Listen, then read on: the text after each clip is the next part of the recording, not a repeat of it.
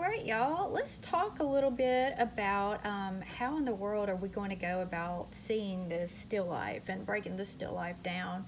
So, as you can see over here, I have my still life drawing just about done. I erased this little part and I'm going to draw that just as a little demonstration for you guys. But the way that you will actually see this to draw what you see and to get the proportions right is we're going to end up cutting out a viewfinder. And this viewfinder is a 1x1 viewfinder, and what I would recommend you do is you're going to put it over your still life and you're going to go just like you read from left to right. So you would end up putting it over this section and then drawing this section, and then you would move it over to this section over here and draw that, and then keep on going, just so that you'll be able to like zero in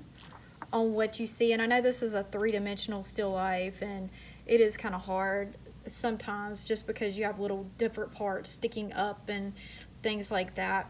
One thing that I would tell you to do, because mine's starting to kind of curl, is before you actually start drawing, I would go ahead and after you tape your still life, I would take a photograph of your still life. You've got to turn in a photograph anyway of your still life so I can check it up against your drawing to make sure that you're actually drawing what you see and you're getting the proportions and different things right in your particular drawing. So anyway, let's talk a bit about the viewfinder. So if you don't have an X-Acto knife at your house, you can use scissors. I've used scissors to actually cut out a viewfinder. Now this viewfinder is a 1x1 viewfinder, and it's exactly the same size as your grids that you've already drawn on your piece of art, as well as your still life. So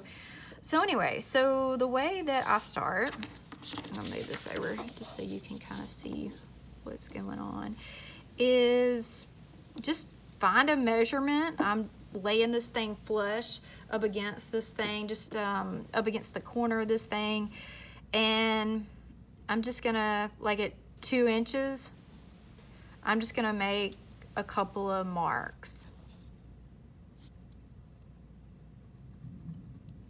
And I mean, it was kind of random. I found a place that was kind of like a whole number that would help me out. And with those marks that I made,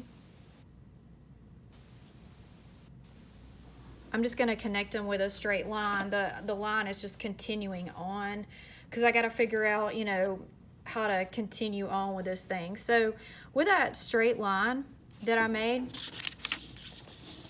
what I would recommend you do is you went this way, right? And then you could go this way, like vertically. And again, I'm going to start with the edge of my paper, line it up, and you can make like a little mark maybe at the 2-inch mark on your ruler.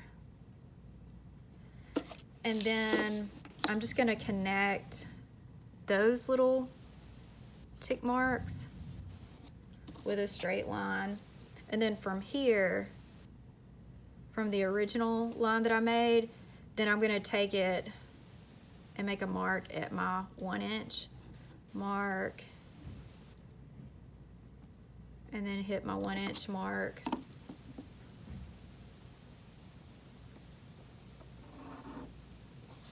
Oops.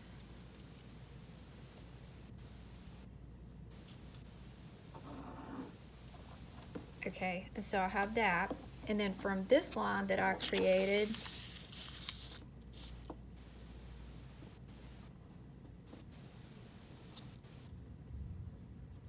I'm going to make a mark at my 1-inch, move it down just a little bit, and make my mark at 1-inch right there.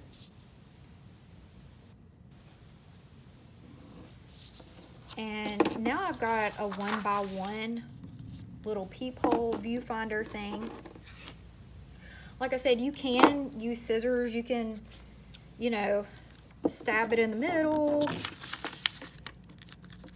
like this, and then you can come up, cut around it, around the edge. Most of y'all probably have scissors at your house.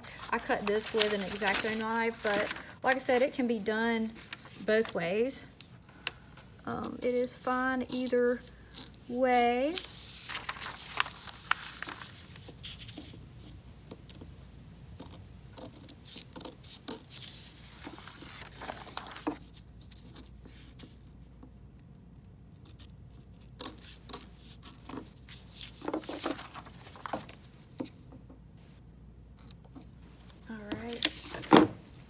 And there's my viewfinder. I can use either one of them. So, let's see. All right, we're at about 5 minutes. All right, so what I wanted to show y'all were some examples of some things that I found actually on the internet. I've done this project with some former students, and it's been very successful. It's actually a very elegant, beautiful horticulture type project.